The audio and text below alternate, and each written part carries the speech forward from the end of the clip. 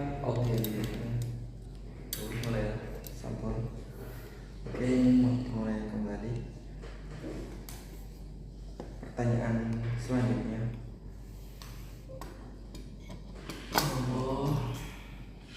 Saya ingin berpositif tinggi. Pasti banyak dari kalian yang punya keinginan untuk entah itu sembuh atau merasa bebas atau punya pikiran yang sehat. Pasti kalian menginginkan hal itu kan. Nah, kira-kira kalian menggambarkan wujud dari entah itu merasa bebas, merasa sembuh, atau punya pikiran yang sehat itu seperti apa? Dimulai dari Mbak Nadia dulu. Pikirannya sehat. Kalau saya bisa kembali sehat, saya membayangkan diri saya bakalan bisa bersemangat lagi menghadapi hari-hari, nggak kelelahan terus, nggak manja lah, badan ini nggak manja, otak juga berjalan kayak biasanya, belajar juga berjalan kayak biasanya, apalagi ini lagi sibuk-sibuknya kuliah. Jadi berharapnya bisa segera sembuh biar bisa beraktivitas dengan maksimal kayak biasa, kayak dulu lagi.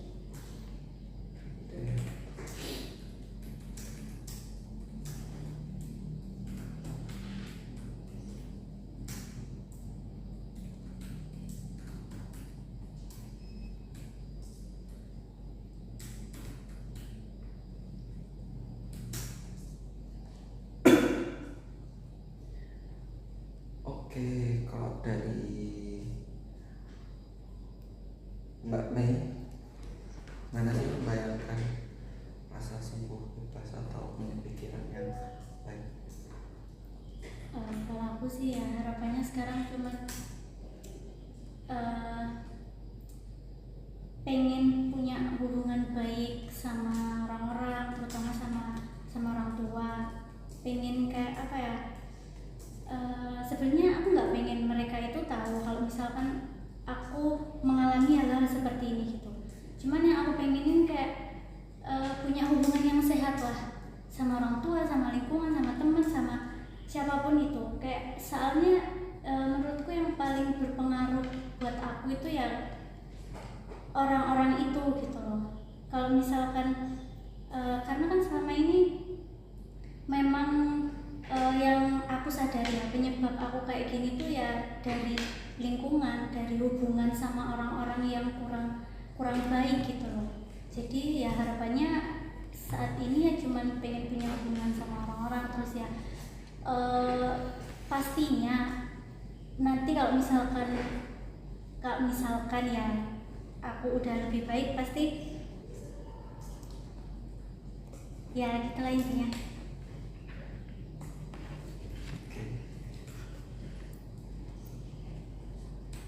Kalau dari Mbak Salva, bagaimana? Kalau aku pengen sembuh itu aku nggak punya pikiran yang terlalu negatif gitu loh, kayak biasa aja. Aku juga nggak tahu kan pikiran orang lain kayak gimana ya, kayak aku ngerasanya mereka itu ya baik-baik aja, kayak nggak punya beban sama sekali gitu loh. Terus aku pengen nggak ngerasain cemas setiap saat, tiap waktu. Kadang aku tiap hari tuh bisa kayak khawatir, kayak mikir nanti ada kejadian apa ya, jadi kayak hatiku ngerasa nggak nyaman banget gitu loh, nggak enak. Terus pengen punya lingkungan yang suportif juga, meskipun kita udah berharap dapat kayak gitu, tapi kan kita nggak tahu kedepannya lingkungan itu bisa berubah juga kan. Jadi kayak ya berharap yang terbaik aja. Kalau sekarang nggak mau punya pikiran yang berlebihan ke arah sana, cuman pengen ngikutin alur aja, tapi juga ada buat pandangan sedikit demi sedikit jalannya gimana. Terus nggak pengen apa ya, kayak ya pengen bebas kayak orang lain gitu loh, karena aku melihat beberapa orang itu dia kan kayak kelihatan ya wajahnya, mana yang bebannya agak banyak, mana yang biasa aja, mana yang dia enjoy buat ngejalanin kehidupan itu kayak gimana ya orang-orang itu, apa sebenarnya pengen kayak gitu loh, yang enjoy nggak mikirin apa sih ya, pokoknya enjoy gitu, kayak nggak ada pikiran yang berat sama sekali gitu sih. Oke, terima kasih Mbak Safa atas jawabannya. Selanjutnya ke Mbak Fani. Gimana sih caranya? Gimana sih Mbak Fani menggambarkan bebas atau sembuh atau pikiran yang positif itu seperti apa? Aku sih pengennya itu yang pikiranku fokus sama yang dihadapin saat ini, nggak mikir yang jauh ke depannya yang belum terjadi dipikirin gitu. Terus pengen yang enjoy, kayak di semua tempat bisa beradaptasi kayak orang-orang lain gitu, bisa berteman sama siapa aja, yang enjoy sama siapa aja. Terus yang nggak apa-apa semua dipikirin, kalau akunya happy ya udah happy aja, kalau akunya sedih ya udah sedih, tapi jangan berlarut-larut. Pengennya gitu.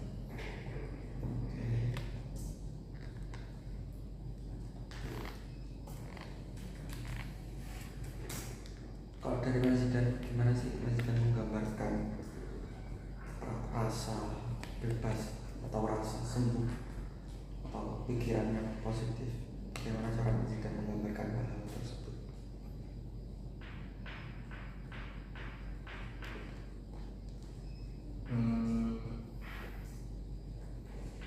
Bahkan sampai saat ini pun saya belum menemukan gimana sih gambaran dari arti kata bebas tersebut, karena entah ini merupakan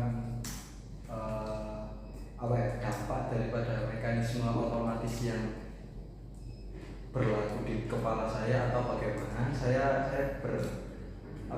berpandangan bahwa setiap kegiatan, setiap aktivitas yang saya lakukan itu ada sisi bebasnya sendiri. Saya bisa melawan apapun yang saya sukai, apapun yang saya mau, ya bebas mengembangkan kreativitas yang saya inginkan, meskipun di sana memang banyak tuntutan atau banyak pikiran-pikiran negatif yang ada.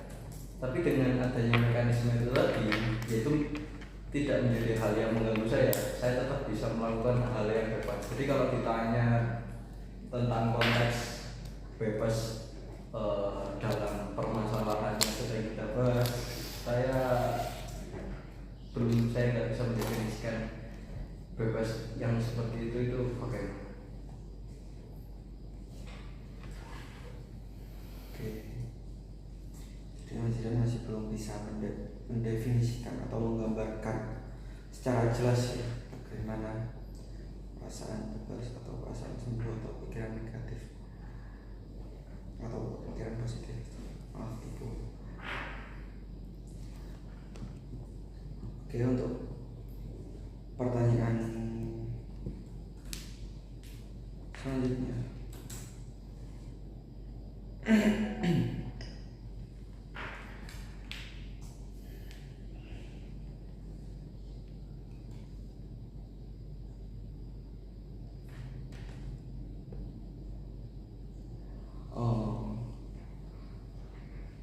Beberapa dari kalian, enggak beberapa sih, mungkin semuanya itu pasti punya konflik antara tuntutan kuliah dan atau tanggung jawab kuliah atau tanggung jawab keluarga. Terus bagaimana sih konflik-konflik itu mempengaruhi pikiran dan kondisi kalian? Bisa dijelaskan mulai dari Mas Zidan? Gimana nih konflik antara contohnya seperti tuntutan kuliah, tanggung jawab, entah itu di keluarga atau di organisasi atau tanggung jawab dimanapun, itu mempengaruhi kondisi pikiran dan kondisi kalian sendiri. Jadi terkait bagaimana cara saya mengatur pikiran saya. Sebenarnya saya sudah berusaha sebisa mungkin mengatur atau memanajemen waktu lah bahasanya, memanajemen diri saya, memilah mana prioritas yang harus saya lakukan terlebih dahulu dan sejenisnya. Dan saya rasa hal ini lumayan efektif bagi saya, tapi tidak bisa dipungkiri juga kadang-kadang di beberapa waktu ketika semua tanggungan itu lagi tanggungan itu lagi banyak-banyaknya lagi, saya sudah menerapkan pola prioritasnya tadi, tapi memang apa yang saya lakukan itu tidak bisa selesai dengan cepat atau butuh waktu yang lebih panjang dari ekspektasi saya. Itu akan menghasilkan tumpukan-tumpukan pekerjaan. Nah, ketika tumpukan-tumpukan itu sudah lumayan tinggi, kemudian ada hal yang mendistrak saya, entah itu terkait kehidupan pribadi maupun ada tugas kuliah dadakan dari dosen dan sebagainya,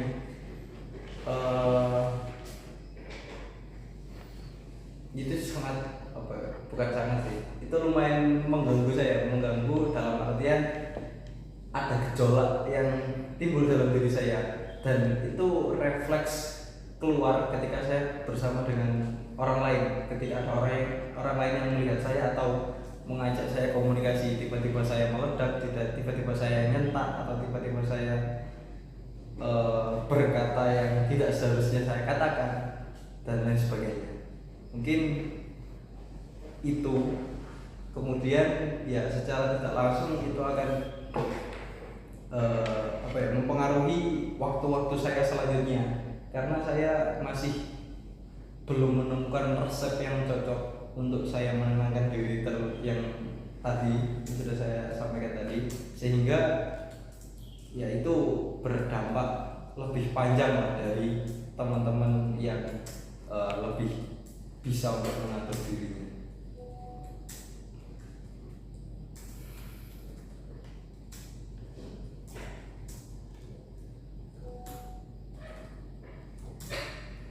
Apa coba ada ini bentar. Oke.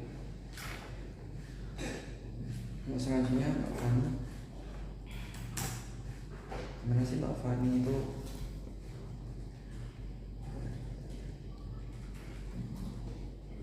sebenarnya ketika Mbak Fani mengalami konflik antara kebutuhan kuliah atau tanggung jawab dari keluarga atau tanggung jawab organisasi atau hal lainnya, mungkin itu mengaruhi pikiran dan kondisi Mbak Fani. Bisa dijelaskan? Gimana? Ketika terjadi konflik antara tuntutan kuliah atau tuntutan dari organisasi, entah itu berupa tanggung jawab atau apapun itu mempengaruhi pikiran dan kondisi Mbak Fani. Apakah dapat dipahami pertanyaan saya? Kalau misalnya bentrok gitu teh, kalau misalnya ada tuntutan kuliah sama organisasi gitu, kalau bentrok gitu aku mentingin yang kuliah. Kalau misalnya organisasi sama kuliah ya, jadi aku ninggalin yang organisasi. Jadi aku nggak mau tahu mau di muka marah atau apa gitu, aku mentingin yang lebih penting gitu. Jadi aku ya konsekuensinya gitu, di lari dari kenyataannya apa sih organisasi gitu, dimarahin sama orang-orang organisasi nggak apa-apa, yang penting kuliahku beres gitu. Jadi aku harus ngerelain satu, nggak bisa langsung dua-duanya. Apalagi kan aku mondok lagi, jadi ada 3 yang aku bebananku ada 3, jadi pondok, organisasi, sama kuliah. Jadi aku harus ngerelain satu itu, organisasi yang walaupun penting tapi masih bisa dihandle sama yang lain gitu. Ya, walaupun aku salah sih lari dari tanggung jawab organisasi.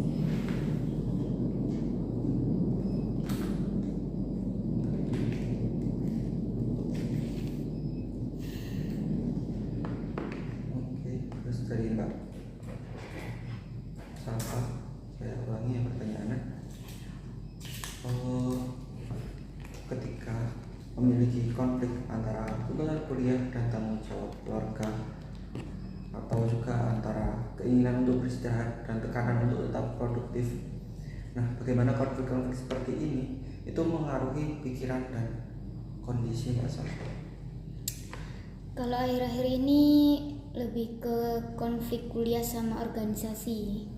Jadi yang mengaruhi pikiranku itu ya tetap aja mau nggak mau kita harus jalanin dua-duanya, meskipun itu ngaruh ke nafsu makan, terus rasa kayak lelah juga.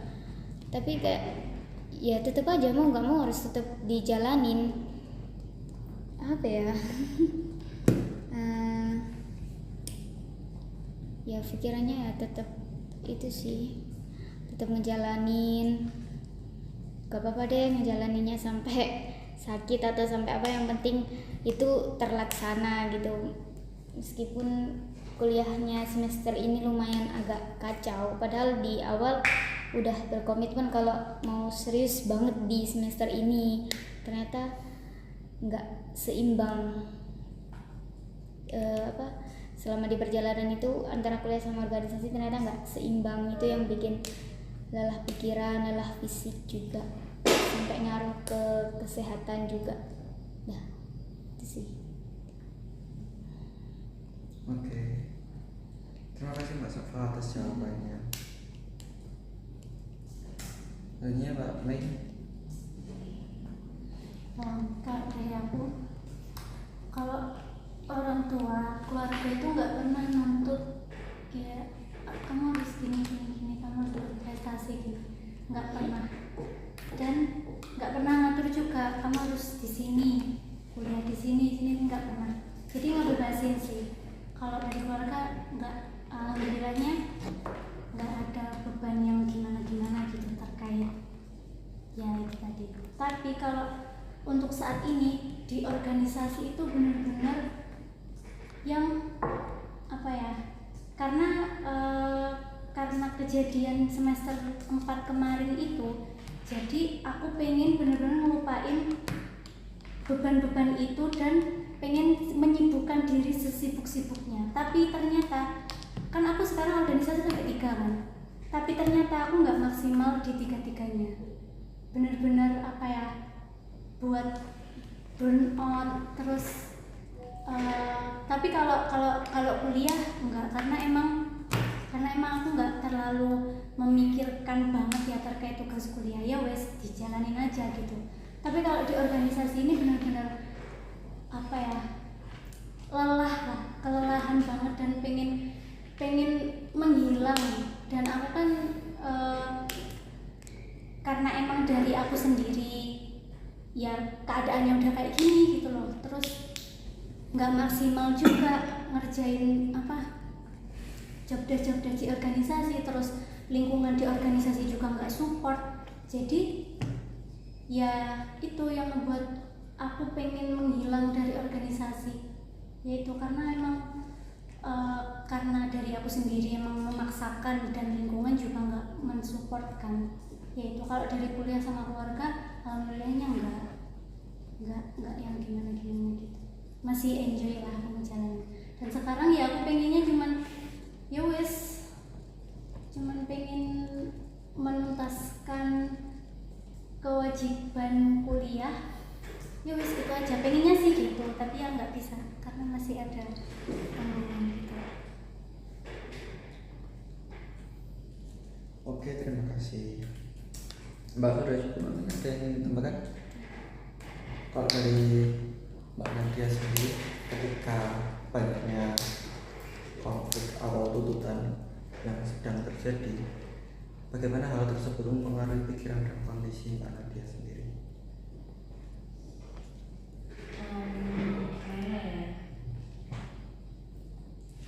Pertanyaannya gimana? Bagaimana keadaan mempengaruhi pikiran? Bukan, kalau secara gamblang mungkin seperti itu. Bukan mempengaruhi pikiran saja, tapi mempengaruhi Kesehatan. kondisi Mbak Nadia sendiri. Oh, kondisi.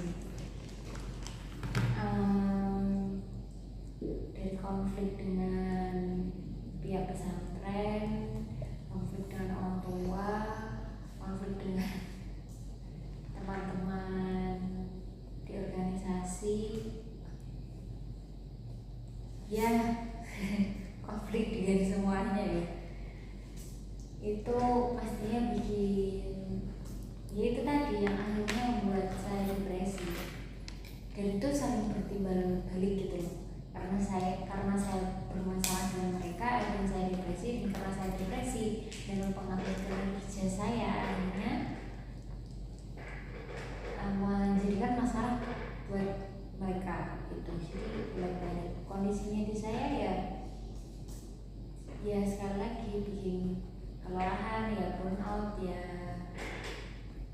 sedih, ya merasa cemas terus-terusan, overthinking, semua itu jadi satu setiap hari kayak gitu masih sampai sekarang. Oke.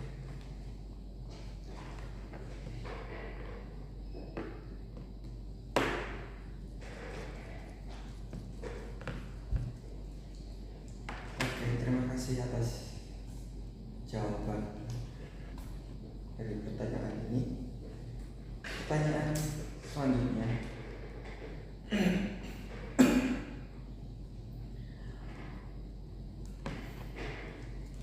dan kalian semua memiliki cara yang berbeda-beda untuk mengatasi keadaan sulit ini. Ada yang dengan cara tidur yang lama, ada yang jalan-jalan, ada yang curhat, ada yang makan es krim, atau bahkan mungkin biasanya perempuan kan suka makan makanan pedas. Nah, menurut kalian seberapa efektif cara-cara yang sudah kalian lakukan selama ini? Mulai dari Mas Zidan, seberapa efektif cara-cara yang sudah Mas Zidan lakukan selama ini untuk mengatasi masalah-masalah yang menimpa? Ya, oke. Lagi-lagi saya nggak tahu ya, maksudnya tolak ukur daripada efektivitas di sini itu seperti apa? Apakah dengan tetap berhasil hidup dan tersenyum di saat ini itu dikatakan salah satu aspek keberhasilan? Kalau demikian, ya berarti saya rasa memendam semuanya sendiri, memakan semua itu sendiri, berarti saya rasa itu efektif. Kalau memang tidak ada saya jujur nggak terlalu paham gimana sih kriteria dari efektif itu. Kalau memang semudah itu, maksud saya sesimpel itu, berarti saya rasa apa yang sudah saya lakukan selama ini itu cukup berhasil bagi saya pribadi. Oke, saya berjawab sedikit mengenai efektif itu. Apakah dengan cara, kalau tadi Mas Zidan menyebutkan memendam, memakan semua yang ada, apakah itu bagaimana saya? Apakah itu akan menyelesaikan suatu permasalahan tersebut? Jika mungkin salah satu kriterianya adalah berhasil survive hingga saat ini, mungkin itu bisa dikatakan sebagai salah satu kriteria. Tapi tentu saja kriterianya tidak hanya itu. Mungkin kriteria yang saya maksudkan seperti apakah itu berhasil meringankan perasaan yang ada di hatinya sampean, seperti itu. Apakah kurang ya. Berarti intinya kita merasa lebih baik daripada sebelumnya, mau nggak mampu untuk bangkit lebih baik kita ya. Yeah. Kalau begitu berarti jawaban saya sebaliknya, itu sangat-sangat tidak efektif atas apa yang sudah saya lakukan, karena hal tadi, dampak dari apa yang saya lakukan itu justru dibilang ada manfaatnya juga ada, buktinya saya masih eksis sampai sekarang, keberadaan saya masih dianggap oleh orang-orang. Tapi untuk diri saya pribadi itu bukan hal yang baik untuk dilakukan, karena saya tidak merasakan perubahan positif di sana. Justru semakin lama semakin flat, semakin lama semakin datar. Saya juga bukan tidak mampu, semakin kesulitan untuk memahami situasi yang ada di lingkungan sekitar saya. Bagaimanapun itu bentuknya, saya masih bisa, cuma untuk hal yang sifatnya lebih detail ke dalam diri atau memahami situasi, rasanya saya ya hambar saja. Jadi saya merasa tidak peduli bahasa.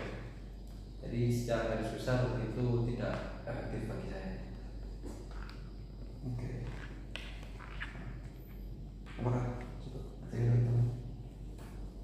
Oke, terima kasih jawabannya. Sudah. Untuk selanjutnya Mbak Fani, apakah efektif kah? Apa yang dilakukan kan? Ya, coping yang sudah Mbak Fani lakukan. Ya, menurut aku cukup efektif kalau yang bercerita sama orang yang benar-benar dipercaya, terus saling support itu, yang support aku, dukung aku itu efektif banget buat nubuhin rasa semangat dikit, walaupun dikit ya. Terus juga ya udah efektif. Sudah. Udah. Oke. Terima kasih Mbak Fani atas jawabannya. Selanjutnya Mbak Salva, seberapa efektif sih coping yang sudah Mbak Salva lakukan selama ini? Kalau aku tergantung dari masalahnya ya. Misal masalah yang aku hadapi itu, aku ada semangat lagi buat ngejalaninnya nih besok misalnya gitu. Ya aku paling cuma jalan-jalan, kalau nggak gitu makan es krim, kalau nggak gitu ya tidur. Tapi kadang tidur juga nggak bikin tenang, maksudnya nggak nyenyak gitu loh, tidurku tuh nggak nyaman.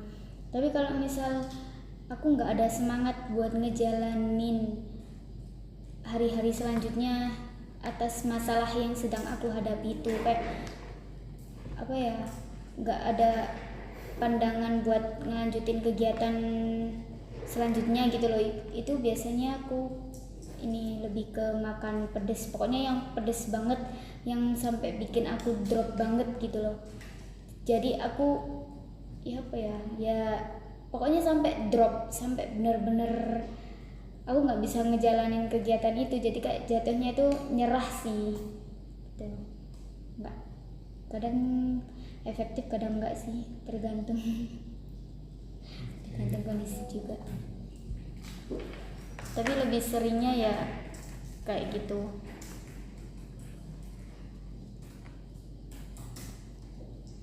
Mungkin ada tambahan lagi dari Mas Salva? Udah. Oh, ada cukup. Terima kasih. Selanjutnya Mbak Mei, seberapa efektifkah coping yang sudah Mbak Mei lakukan selama ini? Kalau dibilang efektif, sebenarnya cukup efektif karena emang benar-benar membantu dan sedikit mengurangi sih dari ya kayak apa namanya, karena aku orang yang nggak bisa sendirian, terus dengan ketemu sama orang-orang di organisasi ataupun jalan-jalan itu cukuplah buat mengurangi beban-beban itu tadi. Dan ya kayak nangis menyendiri di kamar. Sebenarnya aku nggak suka kayak gitu, kayak sendirian nangis di kamar gitu sebenarnya nggak suka. Cuman kalau misal kondisinya emang benar-benar kayak udah nggak punya tenaga lagi buat ketemu sama orang, ya wes cuman bisa meluapkannya lewat itu tadi, kayak nangis sendirian, menyendiri, ya gitu. Kalau dibilang efektif, ya tergantung konteksnya juga sih sebenarnya. Tapi cukup membantu, cuman ya tidak terlalu lah, cukup mengurangi beban-beban itu tadi.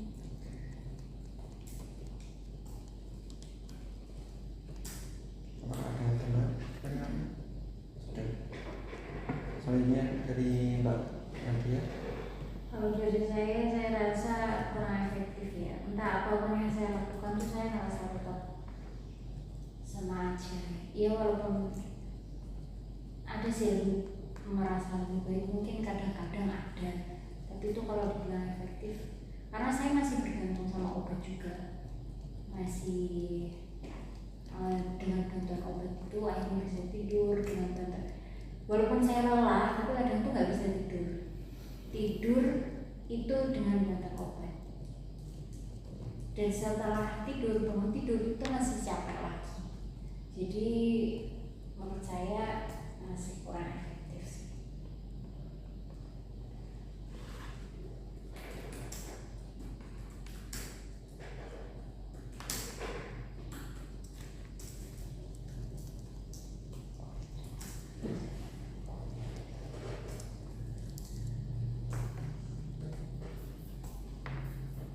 Oke, terima kasih atas jawabannya.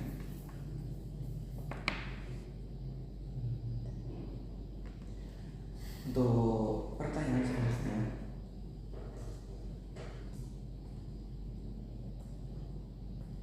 ini mungkin jawabannya bisa agak singkat aja. Dari semua cara yang sudah dicoba, menurut kalian, entah mungkin atau satu atau dua cara yang paling membantu atau yang paling membuat kalian merasa sedikit lebih baik dari sebelumnya, bahkan jika itu hanya sesaat, itu apa dan mengapa? Mungkin dari Pak Zidan dulu.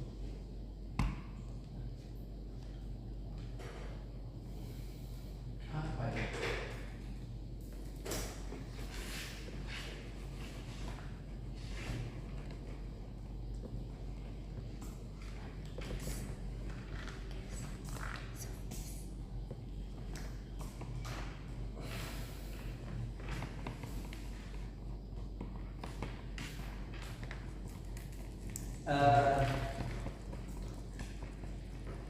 Apa ya? Saya nggak tahu. Soalnya apa ya? Saya suka mencoba banyak hal, tapi dari banyak hal yang saya lakukan itu benar-benar nggak ada yang membuat saya benar-benar apa ya, merasa jauh lebih baik. Tapi mungkin kalau disuruh memilih satu yang membuat saya bisa lebih tenang lah ya untuk menghadapi keadaan yang bumi goncang seperti ini, mungkin itu dengan saya pergi ke daerah yang menyejukkan, kemudian melihat sebuah pemandangan yang enak ditonton, dan ya itu sedikit membuat saya merasa lebih tenang. Ya itu mungkin satu. Yang satu Tidak ada satu atau dua hal. Ya, kalau dari saya mungkin itu saja yang membuat saya lebih baik. Lainnya ya biasa saja. Untuk alasan kenapa kok Pak Zidan suka? Apa ya? Mungkin kalau alasan saya suka hal yang mungkin bisa disebut dengan sepi, dan saya memilih tempat yang tidak terlalu banyak orang di sana, tidak terlalu ada keramaian. Contohnya mungkin di daerah kampus 3 ya, di sana tidak terlalu banyak keramaian juga, apalagi kalau malam hari. Sempat saya ke sana dan memang sangat menarik lah itu bagi saya pribadi. Apa yang saya lihat di sana, apa yang saya rasakan di sana, baik itu dari suhu udaranya maupun dengan pemandangan yang ada di sana, itu menurut saya lebih bisa menenangkan diri saya dari seseorang yang punya gejolak tinggi, kemudian melihat yang menenangkan, itu secara tidak langsung mempengaruhi apa yang ada dalam diri saya. Ya. Oke.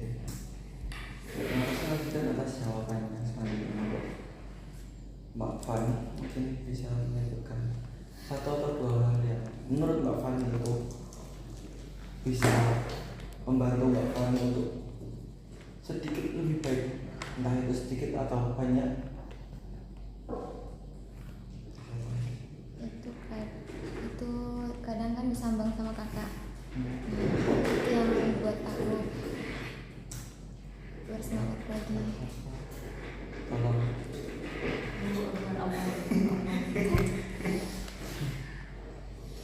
Kalau cutting beda lagi nih.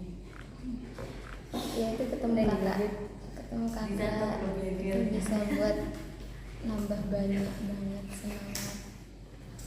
Ya terus sama kalau misalnya nggak ada kakak, ketemu temen yang biasanya nongki nggak nongki sih. nggak apa-apa, nyantai, Temen- ngopi-ngopi. Iya temen bercanda gitu. Oke. Temen yang nggak pernah ketemu, jarang ketemu.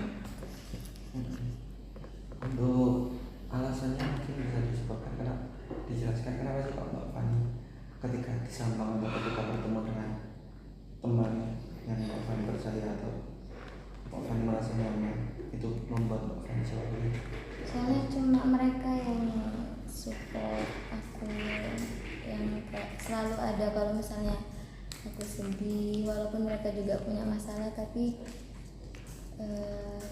tetap kan kadang kalau ada orang yang punya masalah terus dengerin masalahnya orang lain kan jadi kayak emosi gitu kan. Ini enggak, mereka nyimbangin. Kalau misalnya mereka punya masalah, kita saling support, enggak yang langsung sama-sama adu nasib, adu gitu, enggak. Jadi mereka orang-orang pilihan. sudah kita mungkin dari Mbak Fani? Ya. Sudah, oke. Mbak selanjutnya Mbak Safa mungkin bisa menyebutkan satu dua hal yang buat Mbak Safa itu entah itu sedikit atau banyak merasa lebih baik. Setidaknya yang paling membantu buat aku itu yang lebih ke menyiksa diri sih. Karena kalau aku udah lelah banget kayaknya aku harus menyiksa diriku biar aku bisa istirahat tenang gitu loh. Karena aku selama ini udah full kegiatan, udah capek gini, aku nggak bisa istirahat, kayak masih ada bayang-bayang kegiatan selanjutnya, aktivitas selanjutnya gitu. Jadi ya mendingan aku nyiksa diriku deh, kayak makan pedes yang berlebihan gitu. Misal satu hari itu kayak nggak ngefek, berarti hari-hari selanjutnya aku harus pokoknya sampai diriku benar-benar istirahat yang tenang gitu. Itu alasannya ya, biar bisa istirahat tenang aja. Oke. Terima kasih atas jawabannya. Atau Mbak Maya? Kalau aku berkegiatan di luar sih, soalnya kalau misal nggak ngapa-ngapain dan sendirian itu malah ya itu overthinking dan lain-lain gitu. Karena emang aku orang yang nggak suka sendirian, jadi menurut aku coping yang cukup lah selama ini buat ngebantu aku ya dengan berorganisasi. Cuman ya yang nggak terlalu over kayak saat ini gitu. Kalau nggak gitu ya jalan-jalan, ketemu orang, meskipun jalan-jalan sendiri, yang penting di keramaian lah, itu cukup membantu. Itu sih.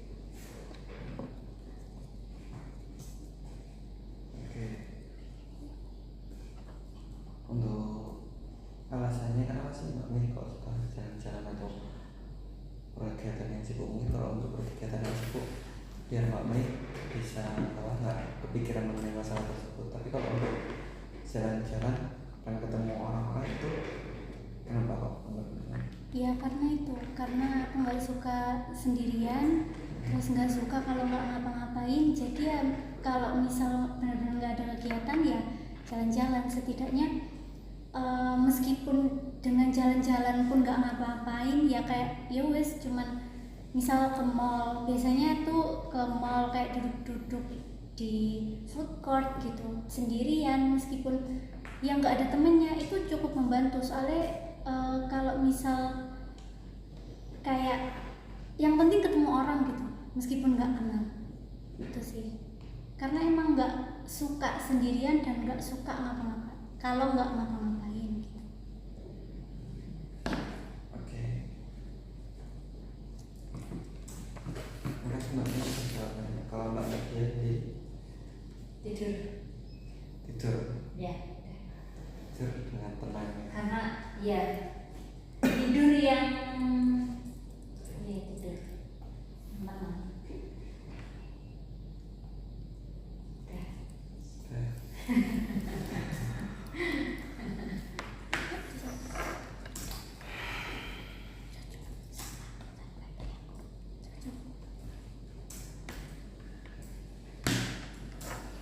Kurang dulu pertanyaan. Pak, Kurang dulu pertanyaan. 3. kurang tiga pertanyaan. Semangat guys.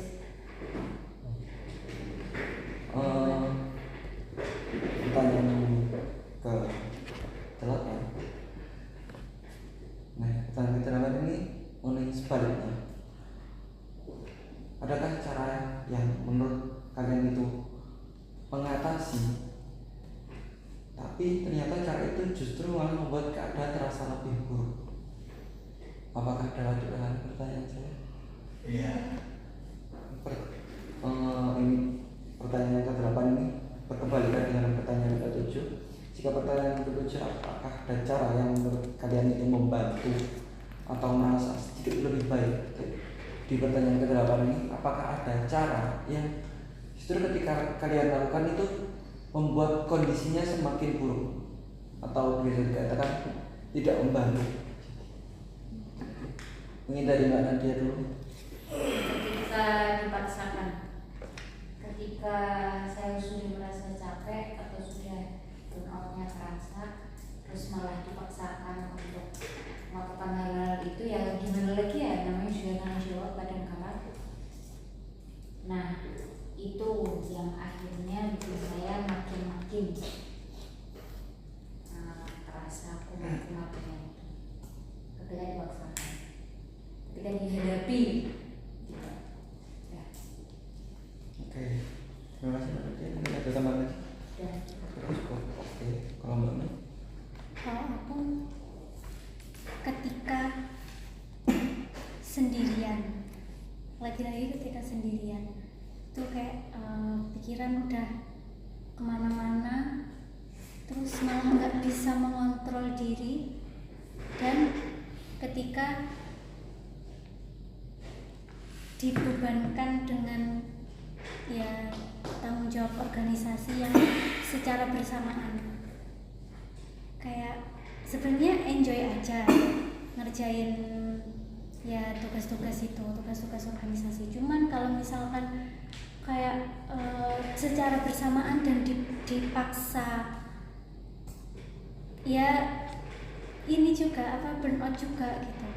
Jadi ya yang pertama ketika sendirian dan nggak ngapa-ngapain, terus ketika dihadapkan dengan beban tugas yang bersamaan gitu.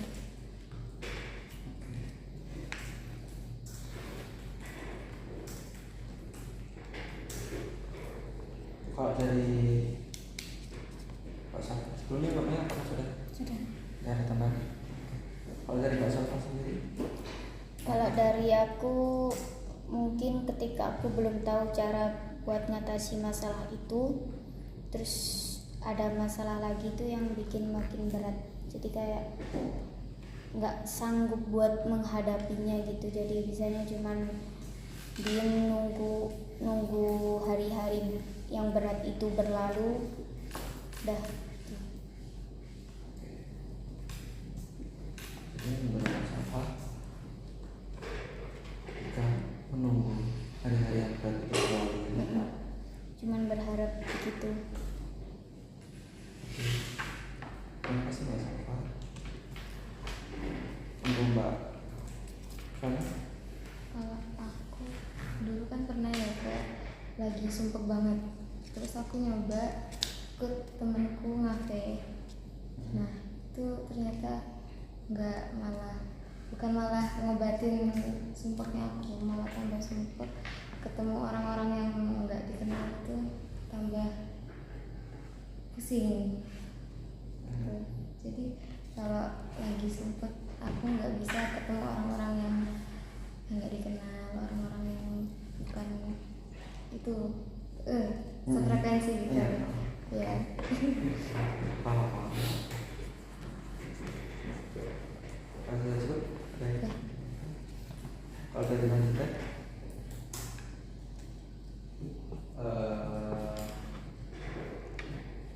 Mungkin kalau hal yang saya lakukan kemudian karena dampak buruk ke diri saya menjadi lebih buruk ya, itu ketika saya sendirian kemudian saya nggak tahu mau ngapain dan akhirnya saya memilih untuk tidur. Ketika hal tersebut terjadi, ya pada awalnya saya tidur seperti biasa, tapi lama-kelamaan hal itu akan terus-terusan berlanjut untuk atau dalam sesi yang sangat panjang dan keterusan rasanya. Karena ya pada saat itu saya benar-benar tidak punya motivasi mau ngapain gitu. Jadi ketika saya sedang ada sebuah motivasi yang datang, yang pasti dari eksternal, itu akan sangat-sangat menjadi boosting untuk diri saya sendiri untuk melakukan semua kegiatan, semua hal, semua tanggungan yang saya miliki. Tapi ketika hal itu tidak ada, ya saya hanya diam di kamar, nggak tahu mau ngapain, dan akhirnya tidur. Dan tidur itu yang membuat diri saya merasa lebih buruk lagi. Karena satu, saya kehilangan waktu untuk produktif. Kemudian yang kedua, bangun dari tidur saya tidak merasa lebih baik atau lebih segar, justru malah tambah sakit di badan saya. Tapi rasa untuk lanjut tidur itu tetap ada dan saya lakukan. Ya. oke. Kalau sudah itu, lanjutkan. Apa lagi? Ada. Oke.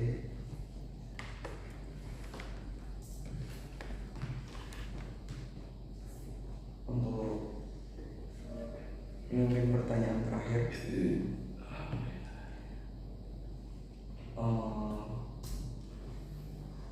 Coba kalian bayangkan jika ada seorang yang bisa memahami kalian 100%, dukungan seperti apa sih yang kalian butuhkan atau kalian inginkan dari orang tersebut? Entah itu bisa berupa dukungan dengan kata-kata, dukungan dengan tindakan, atau mungkin dukungan hal lainnya. Mungkin dari Mbak Nadia dulu. Mungkin kalau dari saya cukup dengan memahami keterbatasan saya, karena secara fisik saya mudah lelah, secara pemikiran saya nggak seperti biasanya juga, nggak secerdas sebelumnya juga rasanya. Jadi saya cuma butuh orang yang mengerti, butuh orang yang enggak ngejudge, dan butuh orang yang paham kalau saya itu memang berhak untuk istirahat lebih banyak. Itu aja sih. Oke. Kalau dari Mbak Mei? Kalau dari aku apa ya? Ya cuman apa ya? Nggak perlu orang tahu keadaanku, kondisi yang aku alami, karena emang aku nggak mau orang-orang tahu. Ya apa ya? Cukup apa ya? Ya wis ditemani aja sih, nggak perlu mereka tahu secara mendalam gitu, nggak perlu. Ya wis cukup, ya wis kayak biasanya, berteman kayak biasanya gitu. Ya cukup ditemenin aja sih, disupport segala kegiatannya gitu. Paham nggak? maksudnya itu? Kalau dari Mbak Salma? Kalau aku sebenarnya sama kayak Mbak Nadia ya. Aku orangnya butuh dimengerti sebenarnya. Soalnya kayak aku ini udah ngertiin orang lain gitu loh. Tapi kayak kenapa aku kayak nggak dapet keadilan. Terus aku rasa selama ini orang-orang terdekatku itu masih kurang apa ya, kurang peduli gitu mungkin ya. Terus mungkin aku lebih banyak butuh rangkulan, terus nasihat juga yang lebih menampar ke aku gitu. Jadi orang-orang itu jangan bosen buat ngasih nasihat ke aku, buat kalau misal aku lagi nggak ada semangat itu setidaknya dukung aku gitu, kasih aku apa ya, motivasi, semangat atau pelukan atau apa gitu. Ini khusus buat cewek ya tuh. Jadi kayak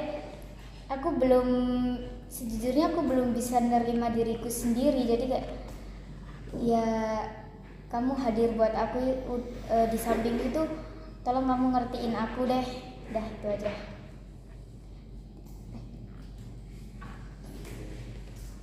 Terima kasih Mbak Salma atas jawabannya. Kalau dari Mbak Fani? Cukup nasihat, support, udah. Berupa nasihat dan juga support ya dari orang yang memahami Mbak Fani 100%. Oke, kalau tadi Mas Zidan, kalau ada orang yang memahami Mas Zidan 100%, kira-kira dukungan seperti apa yang Mas Zidan ini? Dukungan ya. Iya.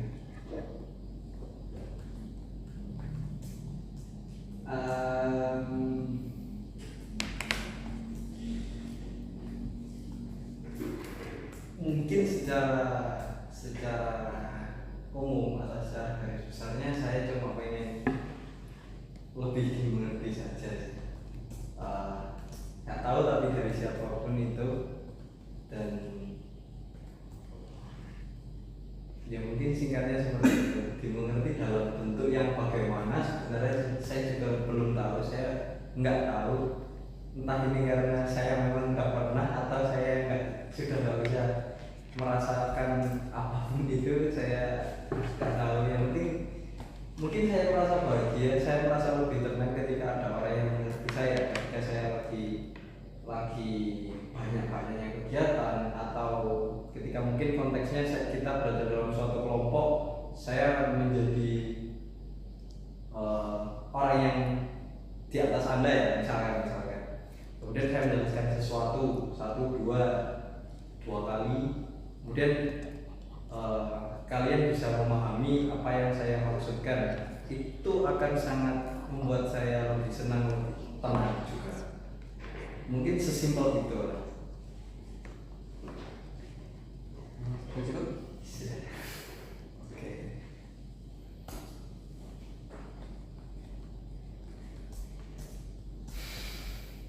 Oke.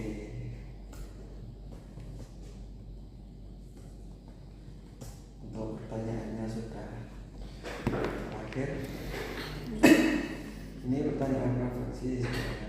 Kata lagi itu nggak perlu dicatat sih menurutku. Oke. Setelah mendengar cerita antara satu sama lain, apakah ada insight baru atau hal baru yang kalian dapatkan setelah menjawab banyak pertanyaan? Ini dari Mbak Fani dulu, bisa dijelaskan?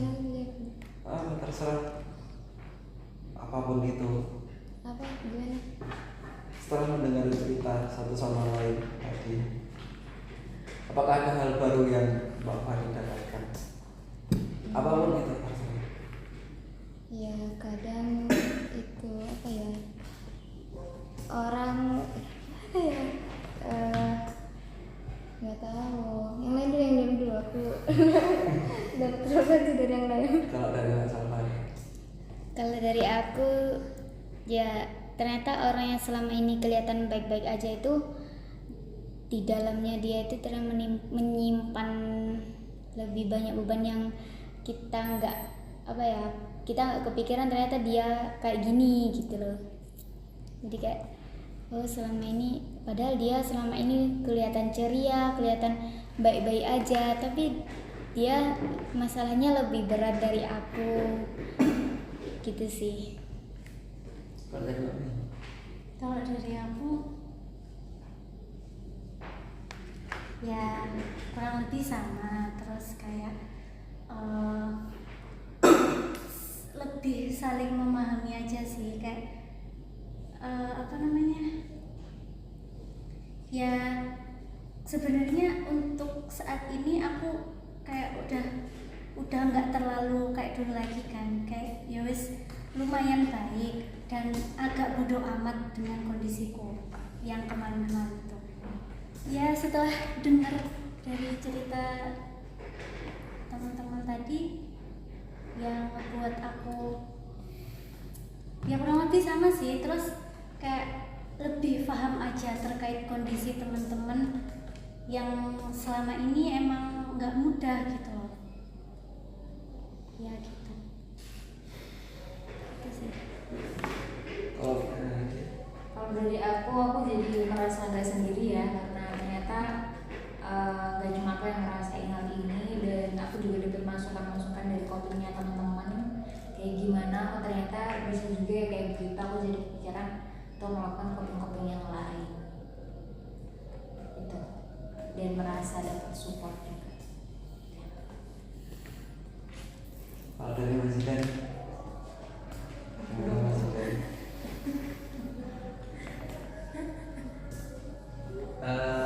Ya ternyata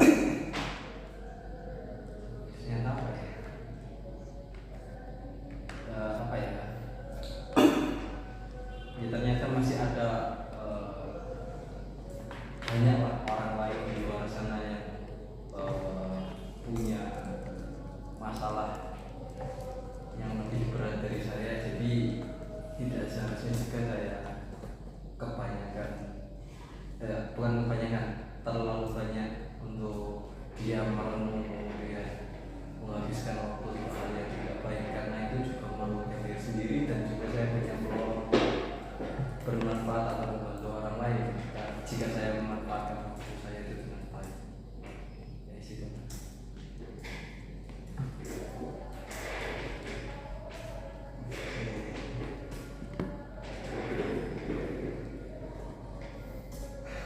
Terima kasih teman-teman yang sudah meluangkan waktunya untuk melakukan FGD pada pagi siang. Apa nih?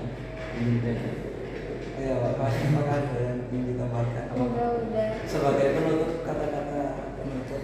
Berarti kita ke depannya itu ya harus saling mengerti, kan kita udah tahu sih masalahnya kalian ini. Jadi ke depannya kita harus menyikapi kalian dengan masalahnya kalian masing-masing itu, kayak ngasih perhatian ngasih perhatian yang cukup gitu, saling ngertiin ya. Oke, terima kasih teman-teman yang sudah meluangkan waktunya. Sebelum sesi berakhir, sudah dimatikan ya? Udah kan? Di foto